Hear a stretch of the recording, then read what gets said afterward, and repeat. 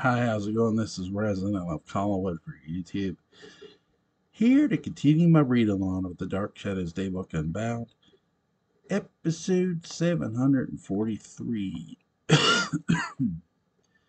When Laura programmed Shetty to become the ultimate assassin, will Barnabas and Quentin put their differences aside to combine forces? Barnabas, Jonathan Fripp.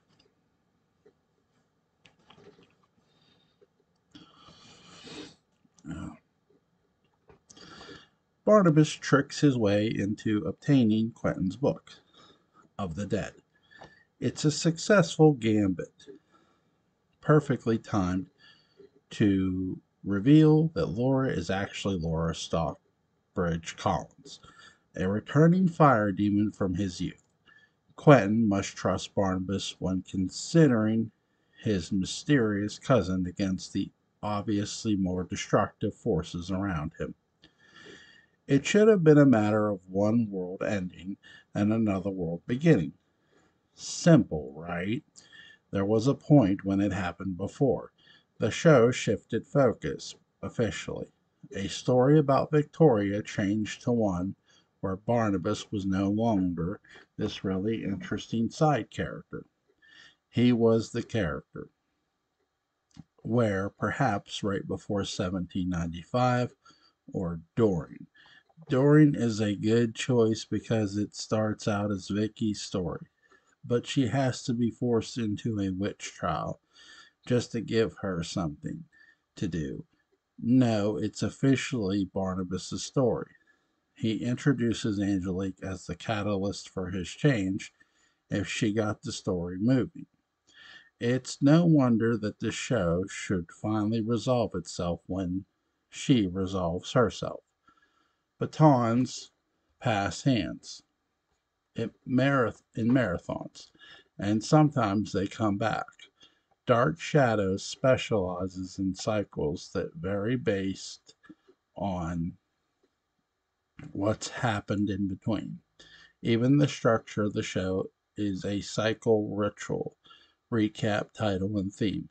Narration. Resolve the recap, add less information than it feels at the time. Unresolved crisis. Credits. And between all of that is where lives change. And 743 is what could and should have been the fulcrum for Barnabas to Quentin, because it contains the moment any self-respecting fan is waiting for from the moment they hear the heroes on Dark Shadows didn't stop with Barnabas.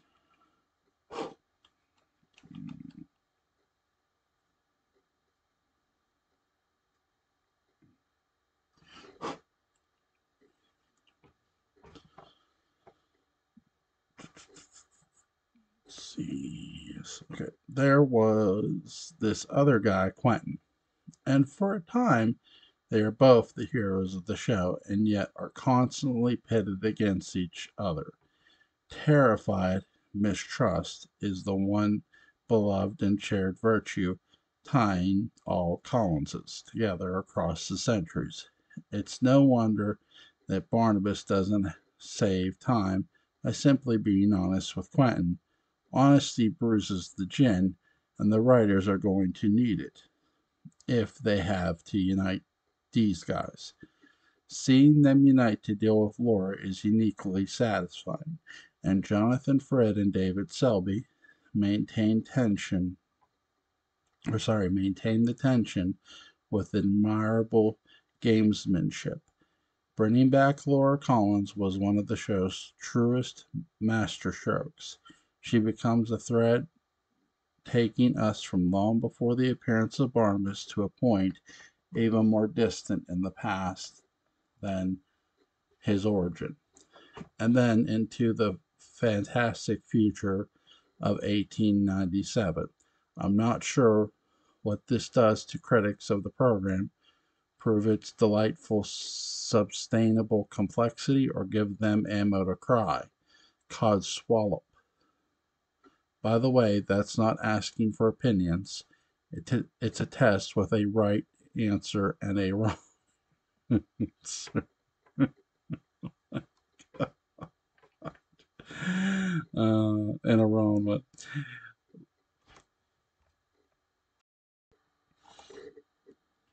Laura is kind of the linchpin of this. The thing that stops Quentin's story from becoming the dominant one for the rest of the series is that it pretty much resolves itself in 1897. It's extremely satisfying, but it's brief. The story of Barnabas's run through this entire series, however, it's fun to look at how this cycle changes itself, however briefly. And if only to comment on the Barnabas story. Both stories involve men who cheat. Both stories involve men who are cheated on, Josette and Jenny respectively. Both stories involve a magic user who inspires the cheating. But Quentin's story is far more cynical. Even though the man in it is more of a cad at the beginning, he also has much more destructive women surrounding him. Chicken or ovum. Angelique legitimately loves Barnabas. I think it's pretty clear that Laura has very little interest in Quentin, except as an excuse to get her to Alexandra. Josette is a victim in all of this, but she is only used against Barnabas to introduce guilt.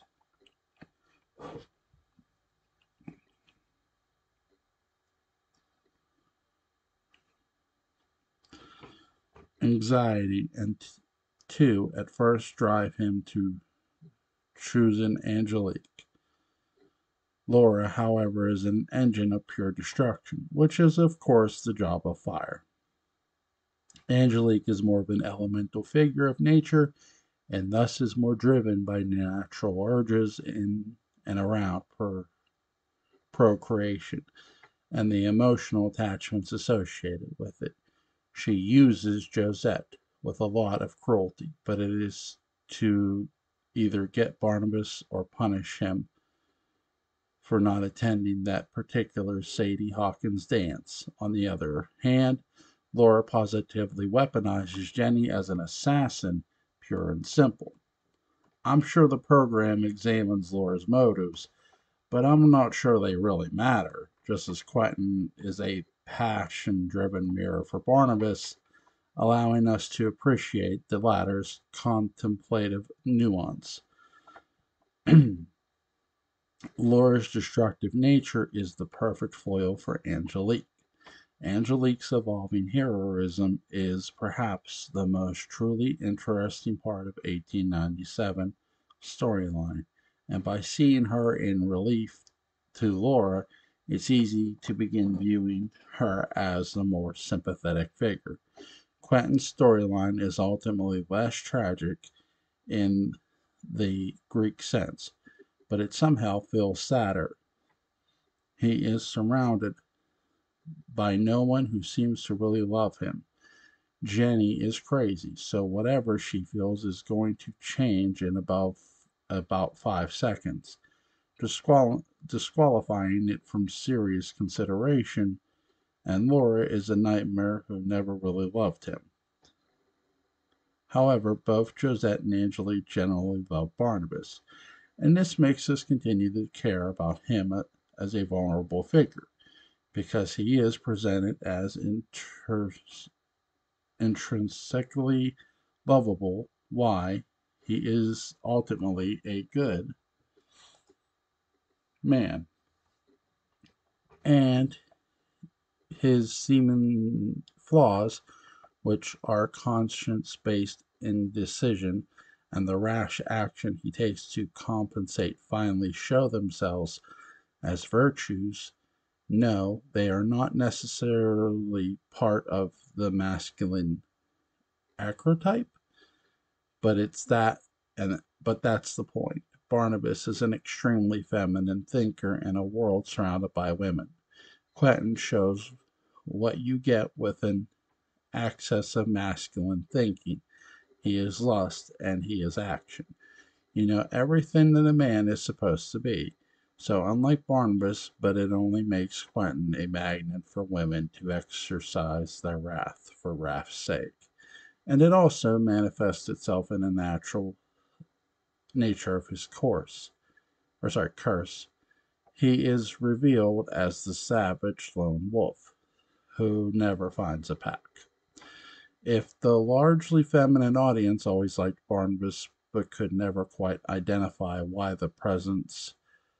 of why, the presence of Quentin defines it by implication. It's the show saying, okay, now here is a traditional man with a traditional psychological trait of a man.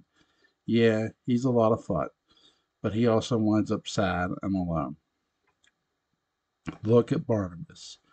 Not really the traditional masculine figure at all, and he ends up being all the better for it.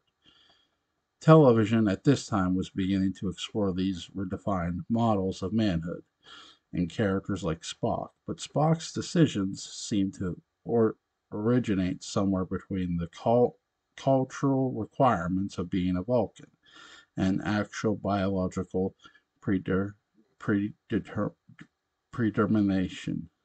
Per, pers- uh, Predeterminism, also associated with being a Vulcan.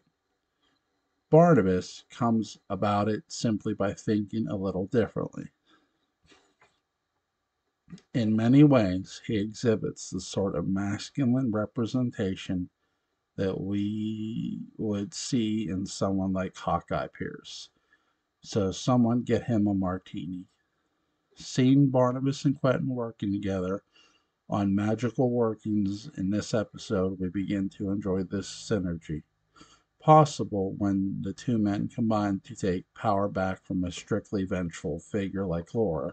Audiences desiring both men briefly had their beefcake and got to bite their necks too. This was on the mind of the Zeltgeist, echoing the most psychological, insightful episode of Star Trek, The Enemy Within, that author Richard Matheson concluded that the balanced masculine psyche required both the Barnabas side and the Quentin side. Dark Shadows has a slower burn, and eventually and subtly champions the feminine thinker over the masculine one. I would imagine that this is certainly a more appealing conclusion for a largely feminine audience, many of whom were dreading the daily return of their mid-century modern nightmares of husbands who would be coming home, every day shortly after the show's closing credits would roll. But it's also excellent modeling for boys watching the show, and somewhere deep in their minds of their mothers, there had to be more than one who quietly valued that positive modeling. Sort of. If you ignore the if you ignore countless moral feelings and the potential for supernatural violence. But those are aspects of Barnabas's personality that he doesn't want. It's telling that he should return to women again and again to eliminate those abilities because they probably aren't worth it. Not really. This episode hit the airwaves on April 30th, 1969. So, the question I think he's asking is, do you prefer Laura Pratt during the original run or during the 1897 run? I think, or when do which do you prefer? To me, I prefer the original one. And the reason is it's the same thing. It's Here's why I say this.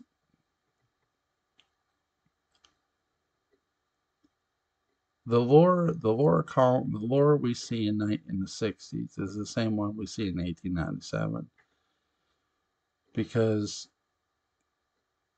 long again before Barnabas, what do we see? What do we hear her say? Laura, he's mine, Josette. This woman knew Josette when Josette was alive. So that really, the Phoenix is the first person you meet. Who Laura is the first person you meet who knew Josette. You don't know how, but she's the first one you meet. Then Barnabas. So you have two people who you meet who knew Josette. It's really, there's times Dark Shadows makes you question whether this is all just Josette's story at times, because of people keep knowing Josette. That's the interesting part about it. I'm not saying that's the case. I'm simply saying it's an interesting aspect that you have two characters who know Josette. Now, don't get me wrong. I know the quote, it's a small world, and it is. So, um,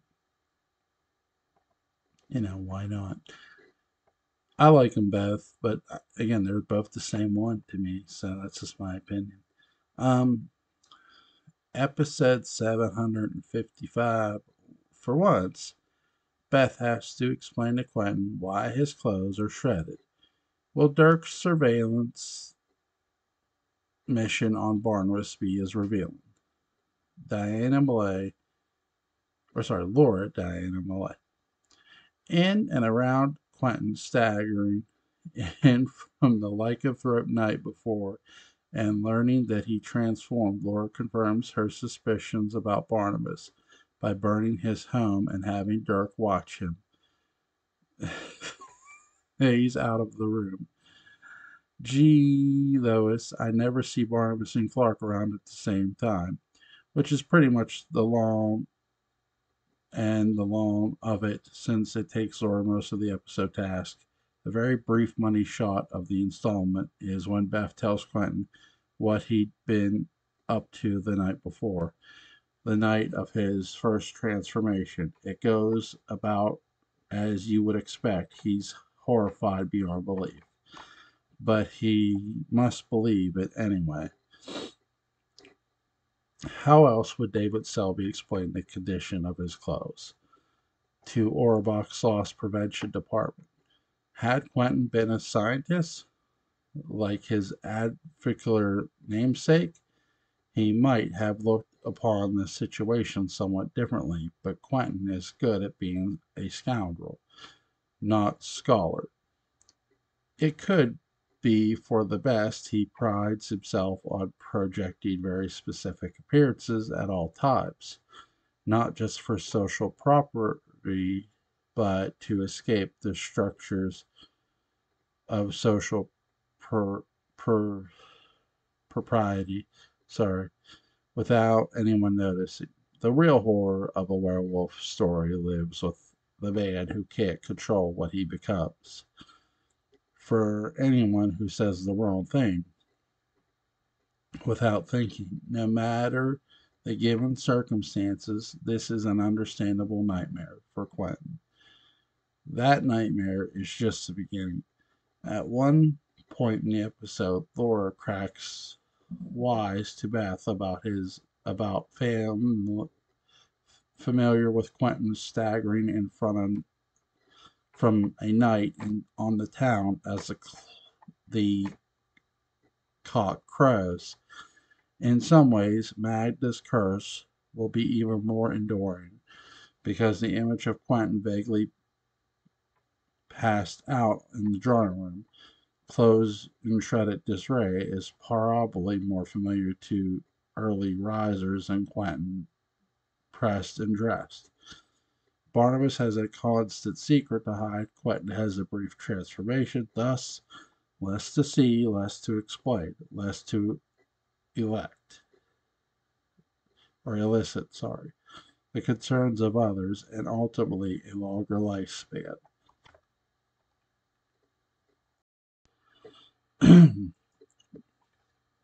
For anyone who says the wrong thing without thinking, no matter the given circumstances, this is an understandable nightmare. For Quentin, the nightmare is just beginning.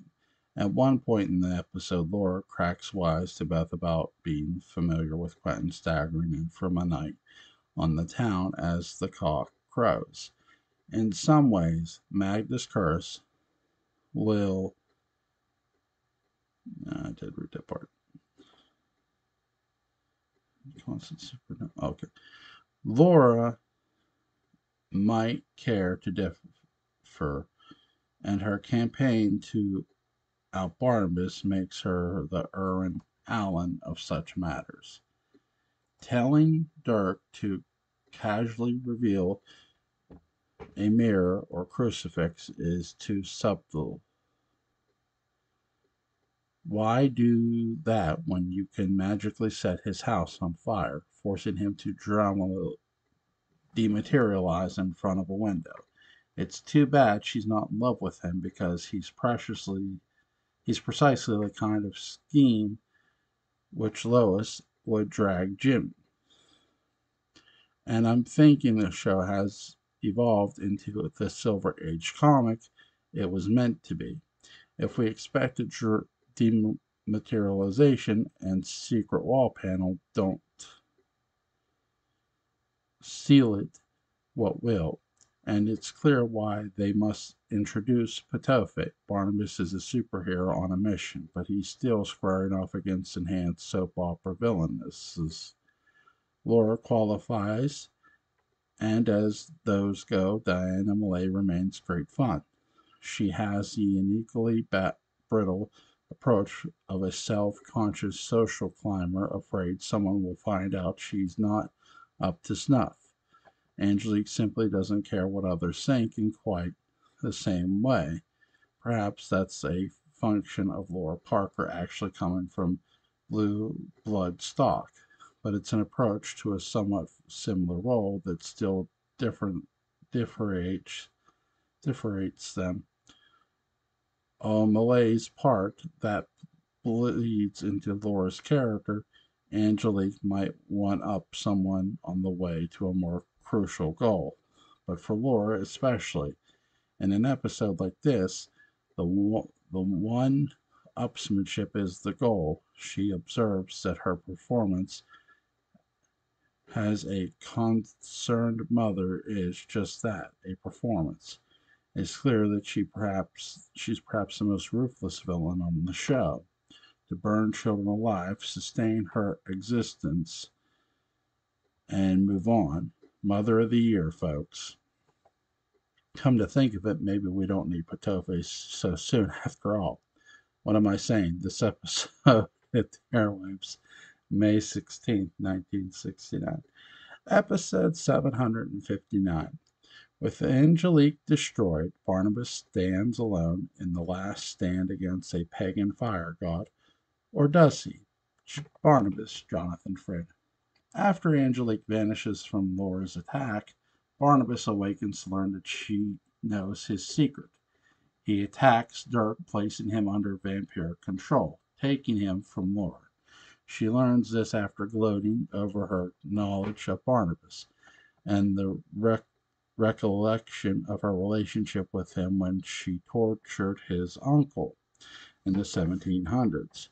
Going upstairs to gather Jameson, she finds that he is a decoy or stuffed pillows, and that Angelique is alive and ready for action. Barnabas smiles broadly as Laura's world crumbles. Robert Colbert.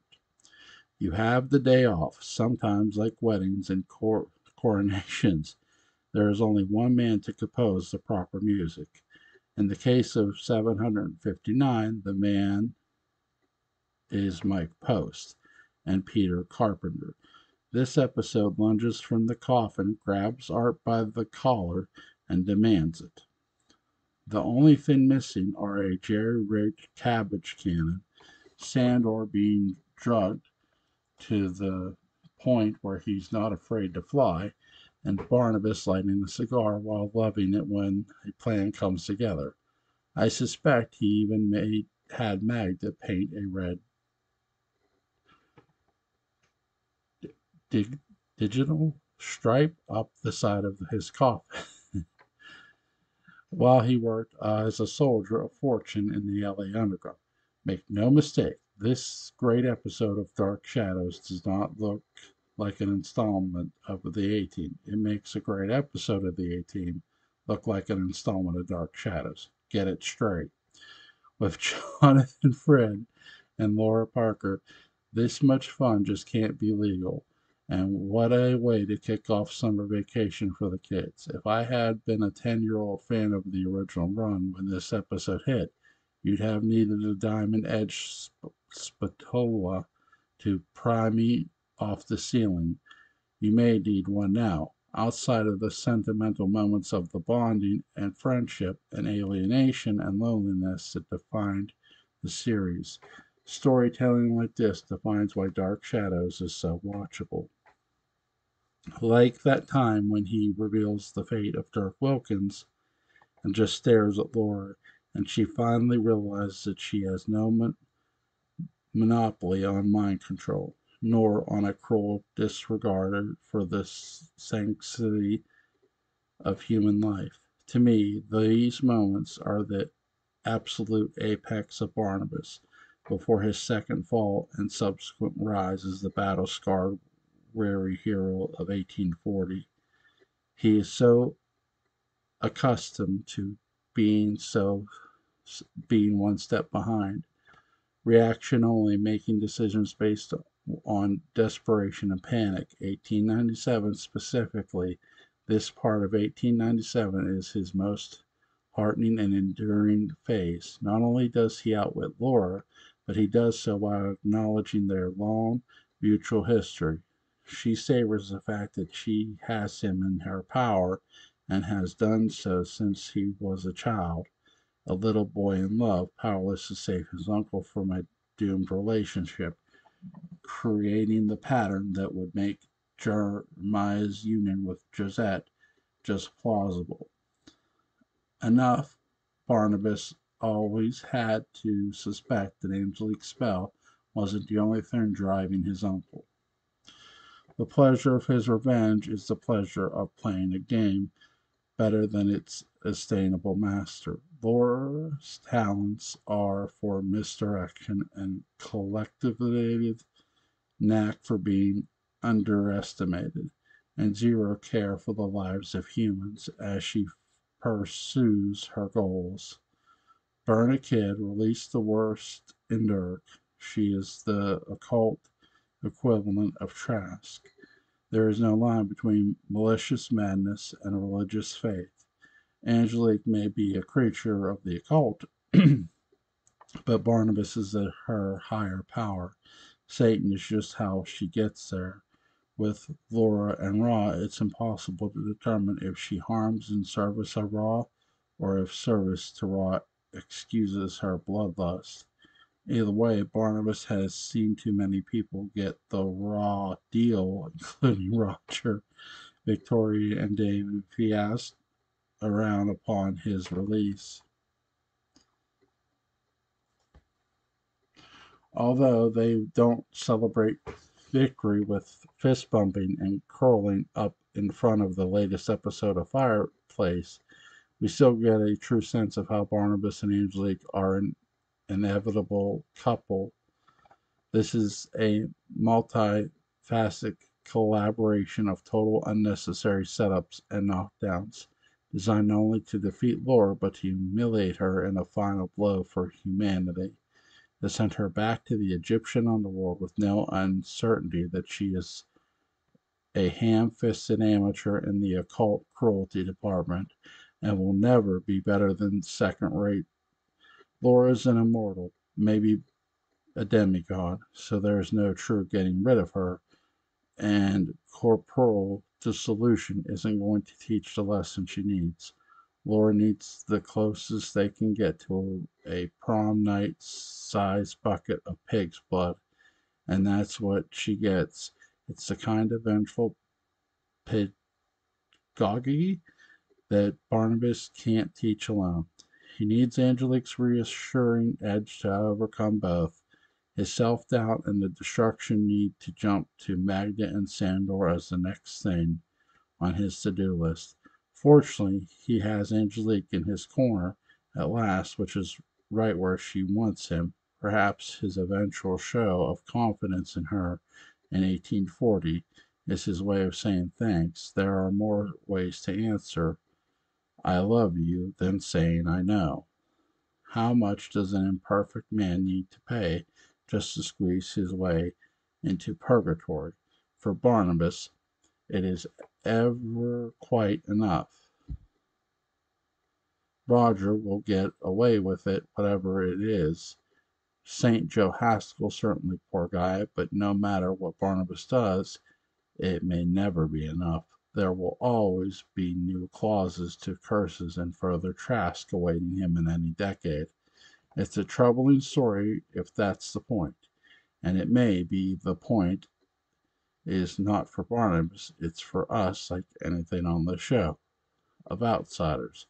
It's to remind us, fellow outsiders, that we're not alone, to reassure us of this when life throws us a Trask.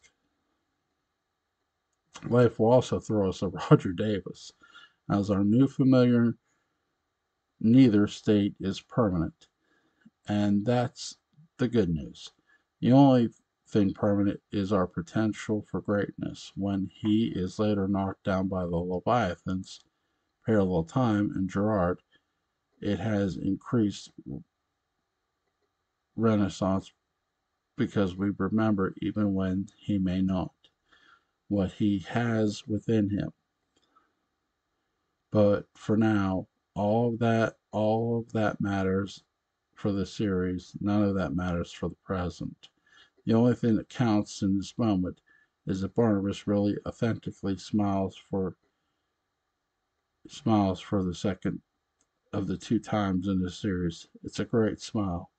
The plan has come together, and that is just as much fun as it sounds. This episode hit the airwaves May 22nd, 1969. One of the great gifts of Dark Shadows is its ability to secret its most enduring element amidst the flashier ones. I tune in for Barnabas and Quentin, but who delights me and moves me as much, if not more, Lewis Edmonds.